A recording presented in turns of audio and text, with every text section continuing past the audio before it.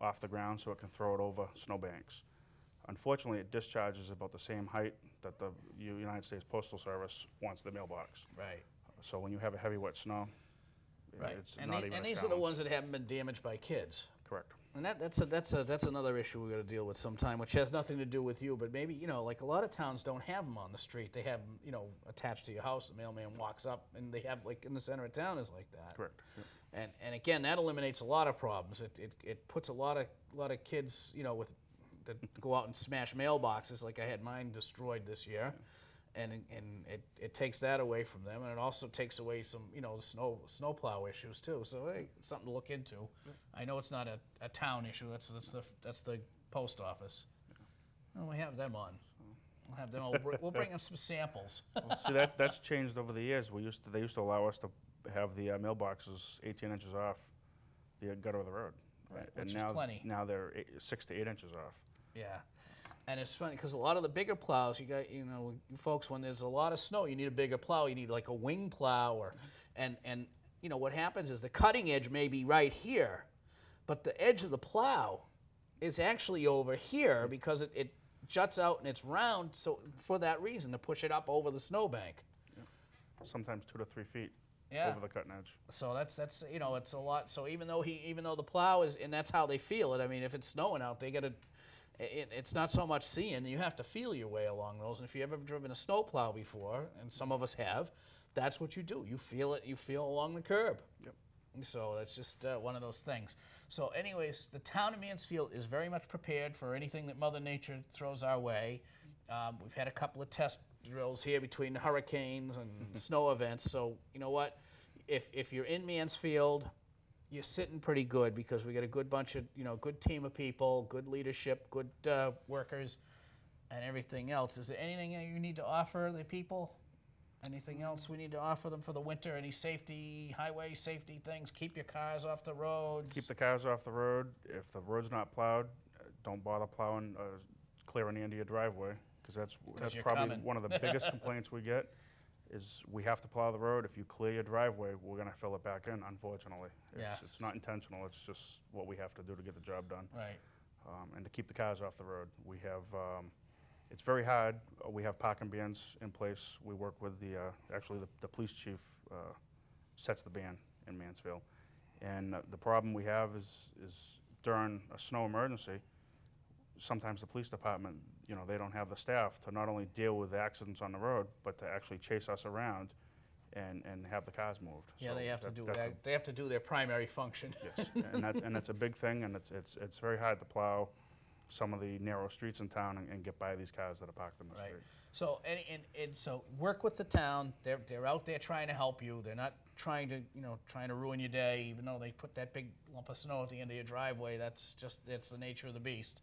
It's not intentional. Work with the town. They're doing the best they can. Any, you know, little things like that really helps it because it speeds up the process, and it just makes things work so much easier. The quicker they get the streets done, the quicker they can start on the cleanup, and just, you know, everything works a lot better. Yes, it does. And I do live in Mansfield, so when I get done plowing after 24, 30 hours and cleanup's all done, I get to go home and take care of my own driveway. Yeah, you have to do yours is the last one to be done, and you're pretty tired by then. Yep. And then kids don't go around doing that anymore for you. No, not in my neighborhood. Not in any neighborhood that I see, but yeah. So I want to thank you for coming in and giving us the update. If you have anything comes up, you want to come on, you know, the kitchen's open for you. And I want to wish you a happy holiday. Same to you. And thank you and your entire staff for really taking good care of the town. You've done a great job. And we will take a short pause with Mrs. We're all set with Mark Cook. And if you need Mark Cook, you can get a hold of him at the Highway Department at 508 261 7335. 7335. You can call Mark and you can tell him that they plowed your driveway in and he's got a violin to play. No, they're very good. So, and we're going to take a short break and we'll be back with yet someone else. Okay, we'll be right back.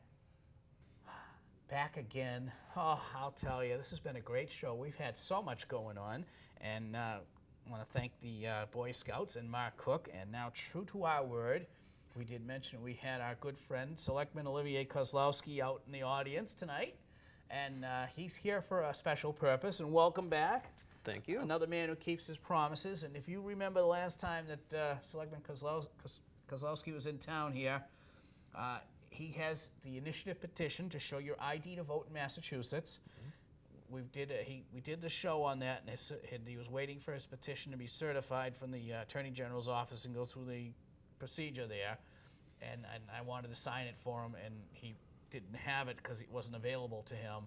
So the following week he came in, I signed it here, so that you could see that it was quick and painless. Didn't hurt a bit. Matter of fact, it felt really good to sign that.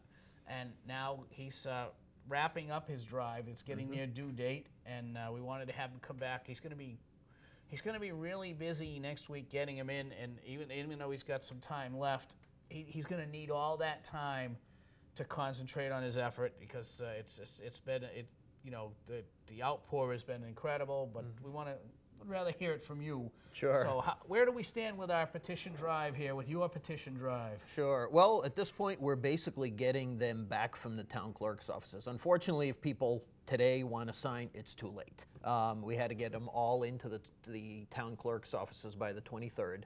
And now the town and city clerks are looking at them and going, yep, that's a registered voter, that's a registered voter. Nope, I can't even read that, so no. So yeah, who's Mickey Mouse, right? Yeah, so that's what's going on. We're actually collecting them now. I spent the better half of this afternoon going to multiple clerks' offices, picking up ones that are done, and that's being duplicated all across the state. Yeah, and you've had an outpour of volunteers helping you out, and I've been following this, and you've had probably more people volunteer to help than you imagine. Definitely. And you had a lot of people working really hard on this, and again, there's tremendous opposition to this. Okay, so for whatever reason, when we did a show on that already. We're not gonna relive that right now. Sure. But so people have an opinion on this. Yeah. Yeah. I guess that would be a way, some are for it, some are against it, but everybody's got an opinion on this. You're not getting too many that just walk away or not interested. Either you get an earful or you get a signature. Well, it's really been a learning experience too. You've probably collected signatures for things in the past. I've collected things, but never on this level. And yeah, there is, if you stand for 3 hours outside of Shaw's, you'll get people who try and not make eye contact with you, and you got to get over that hurdle. It's been amazing while doing this, how many people, will do that, walk past you, and then it'll sink in, and they'll go, wait, yeah, I want to sign that. So, to review, how many certified signatures do you need? We need 68,911 certified signatures turned into Bill Galvin's office, Secretary of State's office, by next Wednesday. Okay, and the city, before they go there, the local city and town clerks take a look at them. Right. So and in that's Mansfield, what's going on right now. Helen Christensen would look at them and Yep. say okay, and and check say them. out of these 15 on this page, 11 are good. 11 of them are good, exactly. This guy doesn't live in Mansfield, so I can't accept that or one. or I can't read that one, or this person's registered to vote someplace else, or whatever the case Helen, may be. like all the other town clerks, do their due diligence on this and make sure, so that once they okay them, then there's no really need to second check them, right? Right. Well, they do that, and then it goes to the Secretary of State's office, and they do their thing too. They're frankly, kind of brutal up there in terms of stray marks on the sheet or whatever. They'll toss out the entire sheet for something like that. So that doesn't seem very fair. It really doesn't. If you look at when you have a ballot recount or an election recount or something, they try and discern the intent of the voter. It's the complete opposite with this. It's if you can tell that there's 17 good signatures on there, but there's somebody spilled their coffee all over it. Sorry. Yeah, see, that's just wrong. I mean, you know what? If your town clerk, and I know our town clerk is a stickler. Yeah.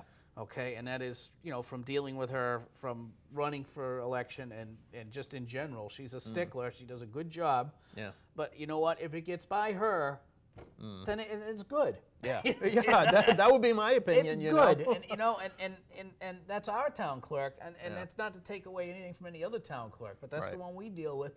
And I would imagine that the other towns probably have someone equally as equally as thorough. Yeah. And it's just to me it would be kind of insulting if to If do at that. the Secretary of State level it got kicked, yeah, exactly. And so you getting a good feeling, or I will say I'll call myself cautiously optimistic at this point. Again, we did this on a very grassroots, all volunteer kind of basis with people, all across the state kind of doing their thing. We got people in Western Mass, people in Lawrence, people out on the Cape, people, the Worcester area, all over the place.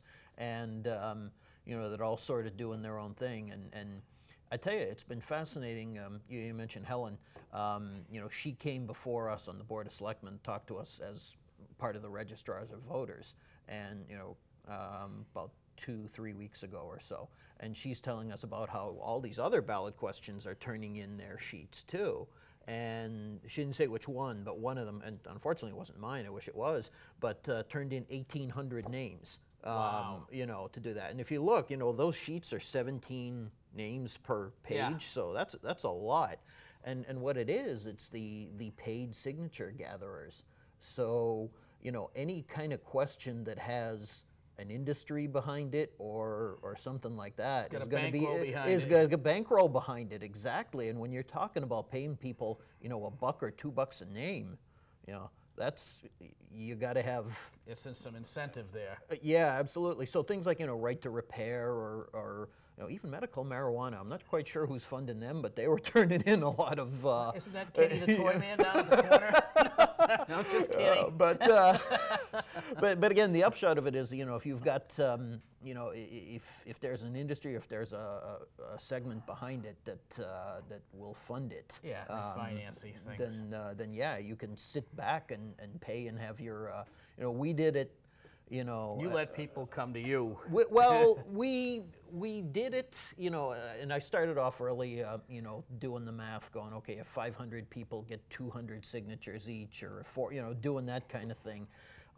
It's not that easy. I mean, first, in some instances, in some places, you can get a whole lot of them real quick, but if you spend 3 hours in front of Shaw's and you got 55 names, okay, and you're shooting for 200, I mean, you do the math. It's, and so yeah, we had a lot of people that really came through big time, and I think we had a lot of people that were surprised at really what it takes to get that many names on a sheet. So, No, I mean, I've done the sheets before. Yeah. I've done them for different things. Yeah. But just I on the like you say, on the grand scale of things, and never really had to go like to the level you have and had so many obstructions thrown at you either. I mean, you've had every hurdle in the world thrown at you, and not not your own town, but other places. Yeah. And it's tough. I mean, because you used to, if you ran for selectmen, you had to get signatures. You're dealing with your own town. you run for local office, you need 50. Right. Okay. Not a tall 70,000, 50. I'll go with 50 any day. Yeah. So yeah. You're 50 and you try to get your 200, so you make your point. But yeah. Exactly. And then Helen tears her hair out because she won't stop at 50. She wants to make sure everybody gets counted. Yeah. So anyways, we get a good feeling about this. Okay, now, so just one more time, because we're going to recap now. So, okay, say you need 68,000 signatures. Yeah, 68,911, yep. 68,911, so 69,000 signatures. Right. Okay, so now you've got your 78,000 signatures. What happens? Okay, we turn in 78 on Wednesday, and then the Supreme Court says, they got it. We got to decide. So, and that's the additional Do they do hurdle. it that way, or they go, oh, nuts? Well, I will one. not comment on that, especially since I'd have to argue in front of them if we get the signatures. And you will actually be arguing in front of them? And that's the thing. That's what happens when the Attorney General's office doesn't certify your question.